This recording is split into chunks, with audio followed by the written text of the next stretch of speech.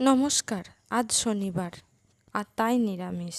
আর এই নিরামিষ দিনে আলু পোস্ত আর পটলের সিজনে পটলের তরকারি আর ভাজা খেয়ে মুখে যেন চড়া পড়ে গেছে। তাই আজ বানাবো পটল পোস্ত। সেজন্য পটলগুলো লম্বা করে কেটে নুন হলুদ মাখিয়ে রেখে দিতে হবে। অন্যদিকে কাঠখোলায় কিছুটা বাদাম ভেজে তুলে নিতে হবে। এরপর মিক্সিতে বেশ অনেকটা পরিমাণ সাদা সর্ষে, কিছুটা নারকেল কোড়া, ভেজে রাখা বাদাম, আর যেহেতু পটল পোস্ত, পোস্ত তো লাগবেই, একটু আদার টুকরো আর ওই পোস্ত দিতে হবে। আর আমি ঝালের জন্য একটাই লঙ্কা ব্যবহার করছি, আপনারা আপনাদের প্রয়োজন মতো ঝাল দেবেন। আমার বাড়িতে তো বাচ্চা আছে, তাই ঝালটা কমই দিতে হয়, কি করব। এরপর সেগুলি বেটে নিতে হবে। এরপর কড়াইয়ে তেল দিয়ে তেল গরম করে তাতে পটলগুলো একে একে দিয়ে ভেজে তুলে নিতে হবে।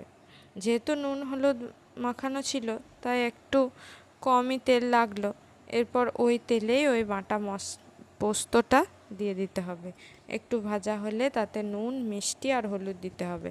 এখন আপনারা হয়তো ভাবছেন পোস্ততে আবার মিষ্টি কিসের জন্য, কিন্তু পটল পোস্ততে একটু মিষ্টি দিলে এর স্বাদটা দ্বিগুণ হয়ে যায়।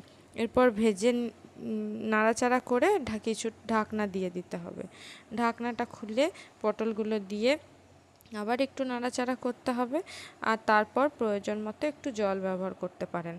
আপনারা জল ব্যবহার নাও করতে পারেন, তবে আমি একটু জল ব্যবহার করেছি। এরপর আবার ঢাকনা দিয়ে দিতে হবে। তারপর ঢাকনা খুলে একটু নাড়াচাড়া করে নামিয়ে নিলেই তৈরি পটল পোস্ত।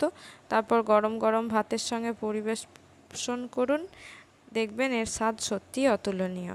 আর আমাকে কমেন্ট করে জানাবেন কেমন হয়েছে।